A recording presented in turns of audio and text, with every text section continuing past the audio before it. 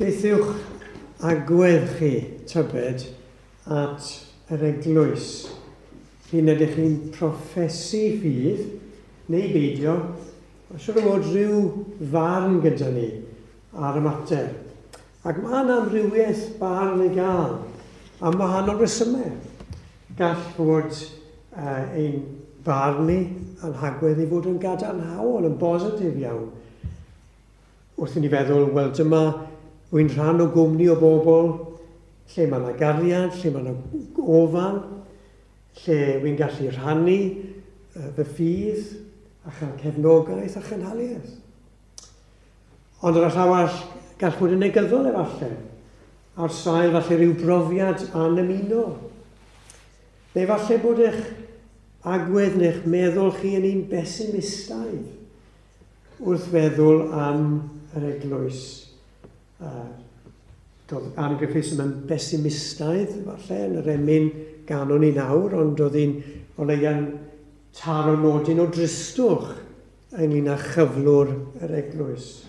Beth yw'ch barn i chi am yr eglwys? Mae yna sefydliad sydd yn gwneud arolwg barn ymysg pobl yn y deyrnas gyfuno. The British Social Attitude Survey yw e, ac maen nhw'n neud arolygon yma sydd yn, maen nhw'n cael nodded gan elusennau a gan adrannau'r llywodraeth i'w wneud hyn. Ac 2 mlynedd yn ôl, wnaethon nhw arolwg ynglyn â phethau gyda chrefydd. Ac wnaethon nhw holi pobl sawl cwestiwn, ac yn ei bydd cwestiwn ynglyn â hyder pobl yn yr eglwys, yn eglwysu, neu cyrff crefyddol. Ac o'r rhai a holwyd, roedd llai na hanner, 46%, yn mynegu rhyw hyder. Some degree of confidence in churches and religious organisations. Dim ond 46%, felly, lleiafrif felly. Ac ymhellach, roedd 21% yn datgan dim hyder, no confidence, 21%. Mae'n unrhyw fath o adlewyrchiad o farn agwedd pobl, falle, at yr eglwys. A falle wedi yn gweld falle yr eglwys yn amerthasol. Hyd yn oed yn broblem, ddim jyst yn amerthasol, ond yn broblem. Rhai yn wfftio'r eglwys, ac oherwydd hynny'n wfftio unrhyw beth yn gysylltiedig â hi, y ffydd, Crist ei hunan, Duw. Ac mae yna rai falle sydd yn dweud, wel, fe allai dderbyn Crist, ond nid yr eglwys.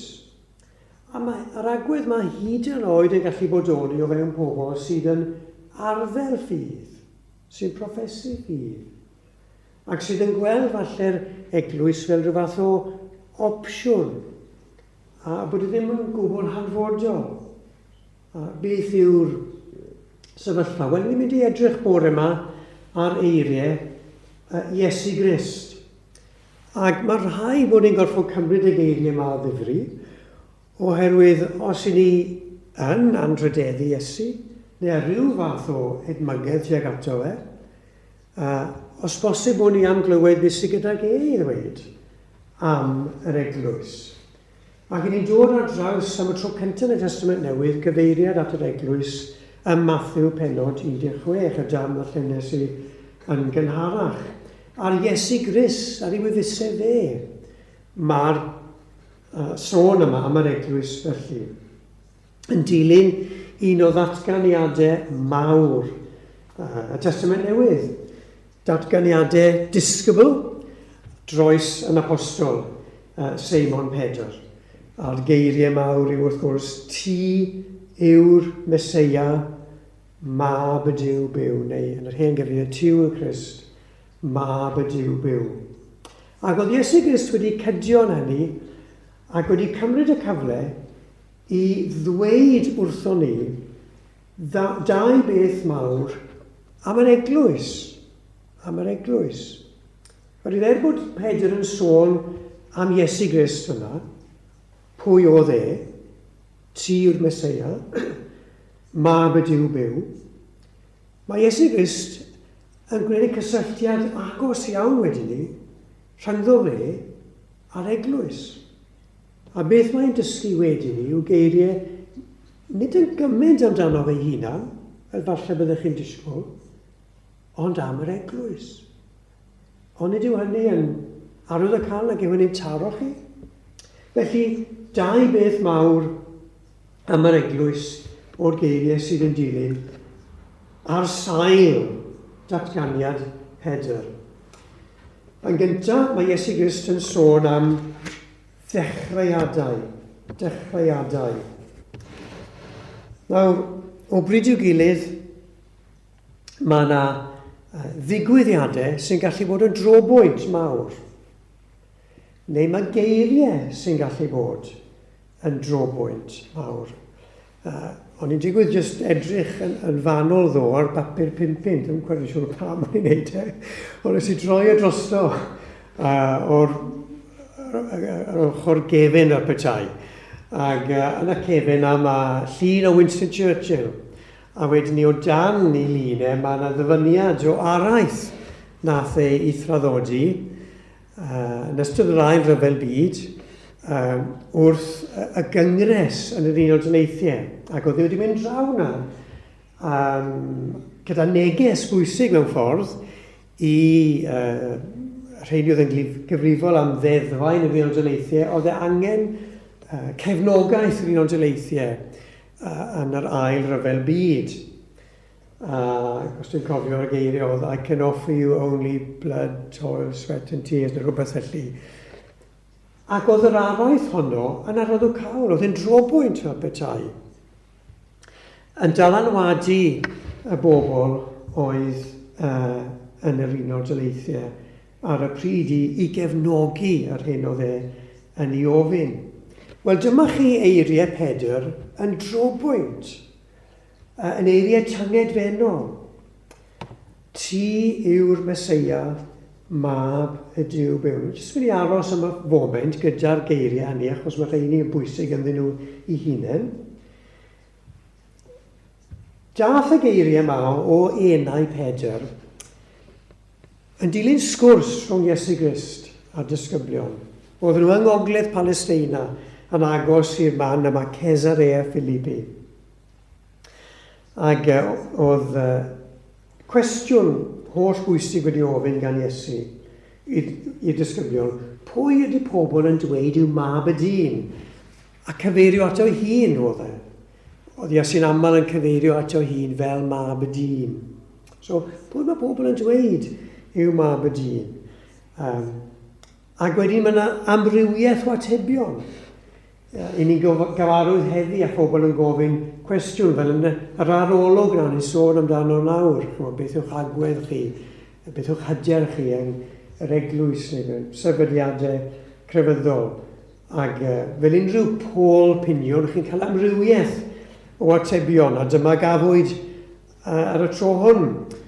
Ac mae'r disgyblion yn mynd trwyddyn nhw. Iwan Fedyddiwr, Elias, Jeremia neu un o'r proffwydi. A wedyn ni, wrth gwrs, mae Iesu'n gofyn y cwestiwn tyngedfennol, a beth amdano chi? Beth yw'ch ateb chi? Ac dyna'r sbardun i Pedr i ddweud, ti yw'r Meseia, mab y Duw byw. Ac mae'n amlwg wrth ymateb Iesu Grist bod yr atebion eraill yn anigonol. Yn anigonol. Dyw e ddim yn ragflaenydd fel oedd Iwan Fedyddiwr. Mae e yn llefaru ar ran Duw fel y proffwydi gynt, ond doedd hynny ddim yn gwneud y tro chwaith. Mae Iesu Grist yn cymeradwyo ateb Pedr. Ti'r Meseia. Ti yw'r un sydd wedi ei neinio gan Dduw. Ti yw mab y Duw byw. Doedd hynny ddim yn wir am Iwan Fedyddiwr, doedd hynny ddim yn wir am Jeremia, Elias a proffwydi eraill, Oedd hwnna'n rhywbeth unigryw i Iesu Grist. A felly ni'n dod at galon y ffydd Cristnogol, calon y bywyd Cristnogol, ac i ni bod yma i ystyried, dyma ddechreuadau yr eglwys Cristnogol.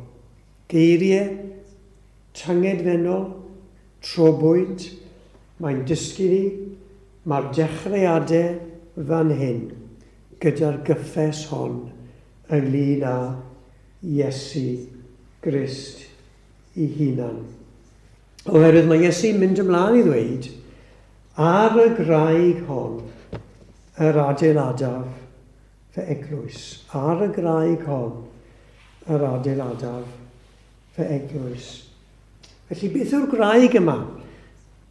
Lle mae na eglwys yn mynd i cael ei adeiladu arni. Lle mae yna rhywbeth yn mynd i ddechrau. Lle mae yna rhywbeth yn mynd i gael ei sefydlu i'r dyfodol. Beth yw'r graig?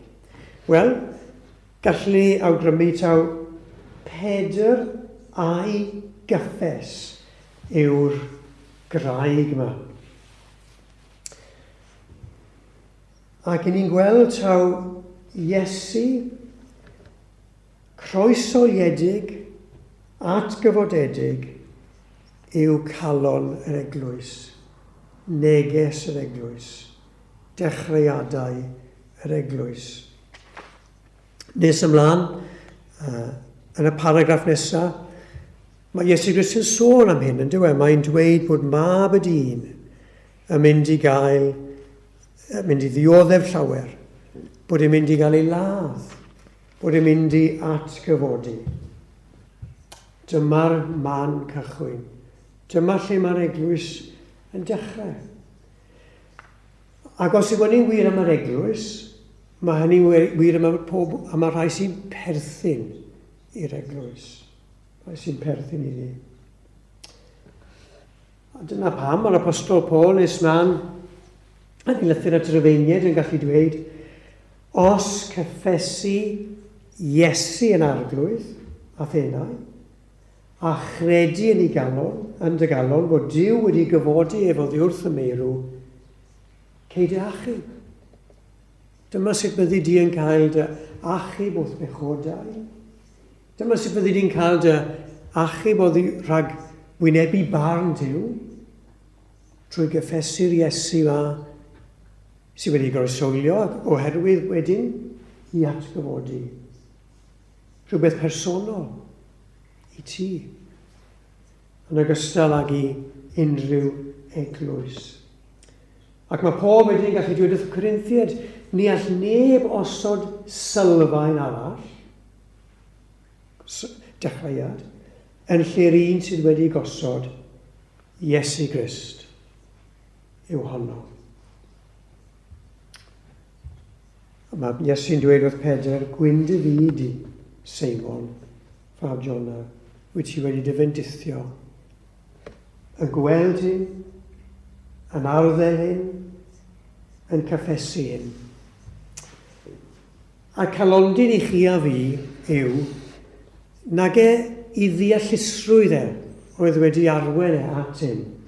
Lle bod rai pobl yn gweud, wel, mae rhaid i chi ddeall gymaint o bethau i fod yn Gristion falle, neu fod yn rhan o'r eglwys yma. Ond mae Iesu gweud nag e, nid cig a gwaed ddatguddiodd hyn i ti. A gallan ni gyfeirio at Pedr ei hunan. Nid ti sydd wedi dyfeisio hyn, nid ti sydd wedi darganfod hyn ar dy ben dy hun o bethau. Neu, dos o neb arall, ti wedi dysgu hyn wrth rhywun arall o bethau. Na, mae'n mynd ymlaen. Fy nhad sydd yn y nefoedd a ddatguddiodd hyn i ti. Wyt ti wedi cael ei fendithio am fod Duw wedi ymwneud â thi. Ac mae Duw wedi rhoi dealltwriaeth i ti. A mae hynny'n dangos i chi a fi, os nag i ni yn cyffesu yr arglwydd Iesu, mae rhaid i ni ofyn i Dduw am help. I ni'n gallu cael help a chymorth mewn oedfawn. A ni'n gallu clywed am y ffydd fel i ni'n gwneud yn awr am yr Iesu yma. bod e wedi groesolio, bod e wedi atgyfodi mwyn ein hachub ni. Ond yn y pen draw, mae rhaid i chi ofyn i Dduw i roi i chi yr olwg yma a'r ffydd yma. Ydych chi wedi gwneud hynny? Wel, dyma'r dechreuad felly. Iesu, Meseia, mab y Duw byw, wedi groesolio, wedi atgyfodi. Ac ar y graig hon, mae Iesu mynd i adeiladu i eglwys ef. A mae eisiau ni sylwi hynny, fy eglwys yw hi, meddai fe. Dwi ddim yn ddyfais dynol. Mae yna lot o sefydliadau yn y byd yma, dos. Mae yna partion gwleidyddol. Mae yna elusennau. Mae yna glybiau cymdeithasol. Mae yna bob math o bethau. Mae iddyn nhw i rhinweddau a defnyddioldeb mewn gwahanol ffyrdd. Ond dim ond am yr eglwys. Mae modd dweud Crist sydd pia hi. A i eiddo fe yw hi. A'i gwmni, a'i gymdeithas yw hi. Y gair bach mae eglwys, mae'n golygu cwmni, cymuned o bobl Dduw gyda'i gilydd. Fel oedd yn yr Hen Testament, oedd gyda chi'r gymuned yma, oedd wedi gyfyngu un genedl yn y gorffennol i bob pwrpas, bod yna ambell un yn dod mewn o genhedloedd eraill, Ruth o Moab. Ond nawr, mae'r eglwys yn rhywbeth rhyngwladol. Ond mae'n gymuned o bobl Dduw. Pobl sydd yn cyffesu'r Iesu yma, fel i ni wedi gweld yn awr. Felly, dyw ddim yn bosibl bod yn Gristion ar eich pen eich hunan. John Wesley, fi'n credu oedd wedi defnyddio'r darlun yma, y pobl wedi defnyddio dros y blynyddoedd i arni am dan glo. Ac os ydych chi'n tynnu crepyn o lo mas, mae'n oeri ac mae'n marw i bob pwrpas. Y pwynt yw, mae rhaid i'r crepyn na fod yn rhan o'r tân glo. A felly mae. Allwch chi ddim a bod yn Gristion unigolyddol. Dyma beth mae Iesu Grist yn ei ddweud. Braint yw cael cymdeithas gyda'r saint, nid yr emyn. Dyma dechreuadau Iesu i nabod fe sydd yn adeiladu i eglwys i gymuned A chi'n sylwi mor bwysig yw'r eglwys yma, achos mae Iesu'n mynd ymlaen i ddweud wrth Pedr, rhoddaf i ti allweddau teyrnas nefoedd. A beth bynnag am herddi ar y ddeiar, a herdir yn y nefoedd. A beth bynnag a ganiatau ar y ddeiar, a ganiateir yn y nefoedd. A falle bod yr ymadrodd na yn beth rhyfedd i ni'n fynd o'n anodd i ddeall, wel, cael drial cynnig awgrym o beth sydd yma. I ddechrau peth pwysig yw, mae'n dangos pwysigrwydd yr eglwys. Mae gan yr eglwys, mewn ffordd, allweddau teyrnas nefoedd. Beth yw hyn? Wel, beth yw'r darlun yma mae allweddi? Wel, mae darlun yw o rhywun sydd â chyfrifoldeb. Fel, beth mae esbonwyr yn dweud yn aml, fel steward ar di crand mewn dyddiau gynt. Nawr, dwi'n gwybod os chi'n hoffi gwylio cyfresu fel hyn ar y teledu, ond rhyw flwyddyn neu cwbl blynyddoedd nôl falle nawr, oedd yna gyfres boblogaidd iawn ar y teledu, Downton Abbey. So gyda chi'r tŷ crand yma, a'r buddigios o fel yn gweud, yn byw yn y tŷ a gweithio nawr llawer. Ond mewn un ystyr, rai o'r bobl pwysica yn y tŷ, oedd Mr Carson a Mrs Hughes. Achos nhw oedd yr allweddi. Ac oedd rhywun allweddi yn bwysig iawn. Mi'n cofio oedd rhywun pan o'n i'n gweithio yn y coleg cydweithio rhywun yn dweud. Pwy bynnag sy'n ag allweddi, nhw yw'r bobl pwysig yn yr adeilad. Nhw oedd y bobl, a dyma'r pwynt, oedd yna ymddiriedau ynddyn nhw. Oedd nhw wedi ymddiried ar allweddi. Ac oedd gyda nhw rhyw fesur o awdurdod gyda'r allweddi yma.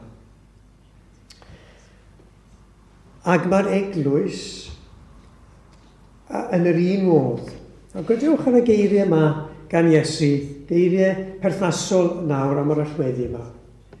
Mae Iesu Grist yn condemnio athrawon y gyfraith. Gwrandwch sut mae'n sôn am hyn. Gwau chi athrawon y gyfraith, oherwydd i chi gymryd ymaith allwedd gwybodaeth. Nid eithoch i mewn eich hunawn i'r deyrnas. A rhai oedd am fynd i mewn ei rhwystro a wneithoch.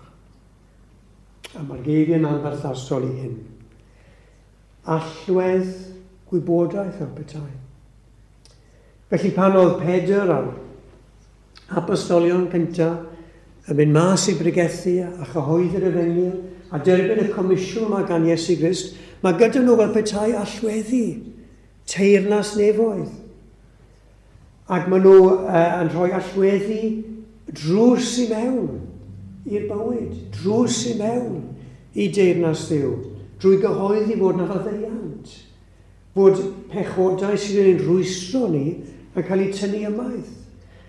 Allweddi sy'n dweud ni am edifeirwch sy'n mynd â ni mewn trwy drws. Ac mae'r allweddi yma hefyd ynglyn â trefen o fewn yr eglwys. Felly, dwy benod ymlaen, mae Iesu Grist yn sôn eto i bob pwrpas am yr eglwys. Ac mae'n dweud fel hyn, gyda geiriau sy'n atseinio'r rhai yma. Rwy'n dweud wrthych pa bethau bynnag a waherddwch ar y ddeiar, fe'i gwaherddir yn y nef, a pha bethau bynnag a ganiatewch ar y ddeiar, a ganiateir yn y nef. Ac a thrachefn, rwy'n dweud wrthych, os bydd dau ohonoch yn cytuno ar y ddeiar i ofyn am unrhyw beth, fe'i rhoddir iddynt gan fy nhad yr hwn sydd yn y nefoedd. Ond sôn y mae fyna, yn bennaf yn y paragraff, am bobl lle mae gofyn i dwyn o flaen yr eglwys i'w disgyblu. Lle mae'n anghydfod rhwng bobl. A mae rhaid sortio fe mas rhwng yr aelodau. Ond os bydd rhywun yn gwrthod gwrando arnynt hwy, un neu ddau arall, dywedwch yr eglwys. Ac yn y cyd-destun na, mae Iesu Grist yn sôn fan eto, mae gwahardd yn y nef ac ar y ddeiar. A mae hyn yn bwysig i ni, os gyda ni falle far neu agwedd at yr eglwys negyddol ar sail profiad gwael yn y gorffennol. Ac os na brofiad gwael ac yn ni'n clywed am y pethau yma dyddiau yma, pobl yn cael eu camdrin, a pobl yn cael eu bygwth, arweinwyr yn dreisgar, neu pobl yn eu camdrin nhw yn rhywiol, mae'r eglwys gyda'r allweddi yma i fod i ddisgyblu ac i fod i weithredu yn enw Iesu Grist. Felly mae'r gair yma'n gallu bod yn gysur i ni i gofio hyn.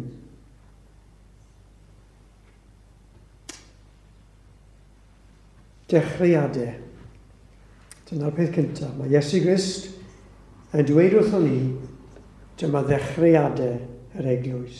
Ti yw'r Meseia, mab y Duw byw. Ond yr ail beth sydd gyda ni fan hyn yw mae Iesu'n sôn am ddyfodol. Dechreuadau a nawr dyfodol. Ac mae Iesu nawr yn ein sicrhau ni am ddyfodol yr eglwys. Dyma chi air felly i ni, os i ni falle'n besimistaidd am yr eglwys. Neu o leia yn drist am ei chyflwr. Wi am ddechrau eto trwy tanlinellu bod Iesu yn bwriadu i'r eglwys gael ei hadeiladu. Felly, oedd nid yn unig yn sôn am ei ddydd ei hunan, am y disgyblion yn mynd mas i bregethu neu dyddiau nhw, ond oedd yn edrych i'r dyfodol. Digon gwan oedd yr eglwys synyddiau yr apostolion a'r blynyddau wedi ni, a gallwn ni ddweud digon gwan i hwy o leia yn ein gwlad ni, beth bynnag. A dwi ddim fel ni ym mhobman, a mae'n bwysig i ni gofio hynny. Ond mae'r anogaeth a'r sicrwydd gorau i ni yw taw Iesu Grist sydd yn adeiladu i eglwys. Ac ni'n gweld yn y Testament Newydd. Yn llyfr yr Actau, mae'r disgyblion, dyw Iesu ddim gyda nhw yn gorfforol, mae wedi gadael nhw. Mae wedi rhoi gwaith iddyn nhw. Mae'r allweddi gyda nhw. Mae'r geiriau gyda nhw. Mae'r awdurdod gyda nhw i gyhoeddi. Ond pan mae Luc sy'n sgrifennu llyfr yr Actau yn disgrifio pethau, mae'n rhoi e fel hyn.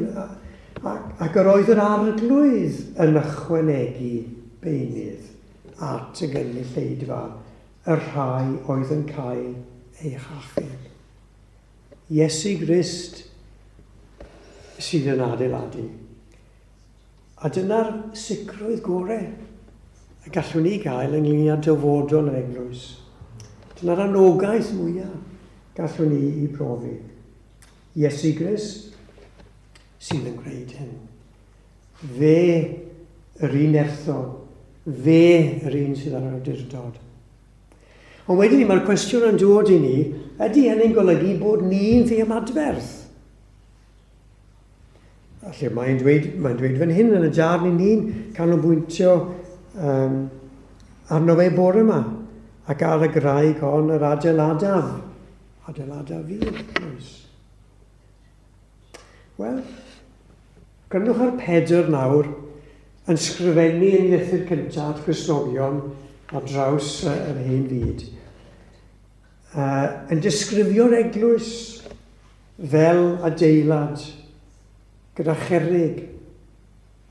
Ac mae'n dweud, wrth ddod ato ef, sef Iesu, y mae'n bywiol, yr ydy chwythau hefyd fel meini bywiol yn cael eich adeiladu yn di-ysbrydol. Ond ych chi'n sylwi fel mae'n dweud wrth y bobl yma, bod gofyn iddyn nhw ddod at Iesu Grist. Felly, dyw pobl ddim i eistedd nôl, wel, mae rhaid i fi aros nawr. Na, meddwl, wrth i chi ddod ato ef, yr ydy chi hefyd yn cael eich adeiladu yn di-ysbrydol.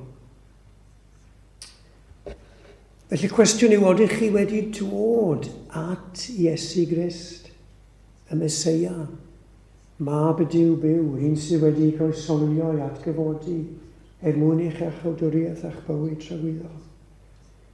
Dyw i ddim yn ddigon i ddod i'r cwrdd.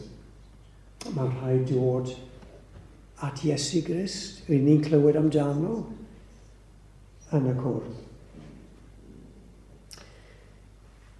Ond mae'n amlwg o ran y dyfodol bod Iesu yn glir ac yn ymwybodol na fydd y dyfodol na'r amgylchiadau yn rhwydd ac yn hawdd i'r eglwys. Chi'n sylwi fel mae'n dweud wrth Pedr ac wrth y lleill, a ffyrdd Hades yn y cyfieithiad newydd, Pirthiffer yn yr hen un, mae'n sôn am rhywbeth geleniaethus felly. Dyna'r pwynt. Gelyniaeth, gwrthwynebiad, awdurdod cryf arall. Ac meddwl y mae yn hermau marwolaeth a grym marwolaeth, tu ôl marwolaeth yn y pen draw, mae'r un drwg. Dyna'r cysylltiad mae e'n i wneud. Ac ni'n gweld hyn yn llyfr datguddiad, lle mae gyda chi ddarlun o bethau ar ddiwedd amser. Ildiodd y môr y meirw oedd ynddo, ac ildiodd marwolaeth a Hades, yn cysylltu y ddoi beth. Felly mae yna rym. Mae Iesu Grist yn ymwybodol â hynny. Gelyniaeth, gwrthwynebiad ac anhawster. Mae hynny'n mynd i fod yn wir am yr eglwys. Mae hynny'n mynd i fod yn wir am bobl yr eglwys, yr heini sydd ynddi hefyd. Felly, os ych chi'n wynebu anawsterau, gwrthwynebiad, brwydyr, peidiwch â synnu. Mae'r geiriau yma yn dweud hynny wrthon ni. Ond, mae Iesu'n dweud, nad yw'r nerthoedd yma yn mynd i gario'r dydd. Ni chaiff holl bwerau Hades, y trechaf arni. Mae bwysig i ni gael y darlun yma yn glir fan hyn. Weithiau mae pobl yn cael ddeall y darlun. Fe pe bai yr eglwys fan hyn tu fewn i ryw gastell, a bod gelynion yn dod ac yn bygwth yr eglwys, a bod yr eglwys dan warchau, ond bod e just yn dal ymlaen. Na, mae'r darlun i'r gwrthwyneb. Y darlun yw bod yr eglwys yn mynd yn ei blaen ac yn herio ac yn gelyniaeth i ffydd ac i Iesu. A bod e ddim yn mynd i allu wrth sefyll yr eglwys, ond yn mynd i drechu a torri trwodd. A dyna oedd hanes bethau. Yr efengil yn ymestyn o Jerusalem i Samaria, a dros yr ymerodraeth Rhufeinig, yn cyrraedd Ewrop, yn cyrraedd Cymru yn y pen draw. Pam? Achos nad yw pwerau Hades, paganiaeth, angrediniaeth, seculariaeth yn gallu gwrthsefyll grym yr un. Felly beth yw'r canlyniad ymarferol i ni o ran dyfodol yr eglwys? Wel, bod ni'n dal ati i gyhoeddi ein neges ni. Iesu, y Meseia, y croesoliedig, yr atgyfodedig. Bod ni'n dal ati i weddïo fendith Duw a llwyddiant. Bod ni ddim yn rhoi'r gorau i'r cwr gweddi. Bod ni ddim yn rhoi'r gorau i weddïo personol.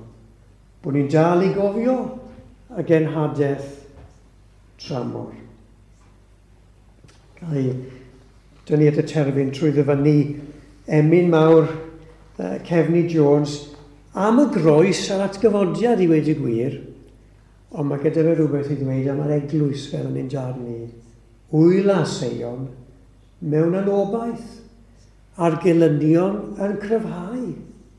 Gwelir myrdd yn cilio ymaith at allorau diwiau gau. Cododd Iesu i wirionedd gorsedd fydd. Beth yw'ch barn chi am yr eglwys? Mae Iesu Grist, gael roi fel hyn, yn credu yn yr eglwys. A dyna gyffes Cristnogion dros y cenedlaethau. Ef sydd wedi sefydlu. Ef sydd yn ei galw. Ef sydd yn ei chadw. Ydych chi'n credu fel oedd Iesu yn credu? Amen. Amen.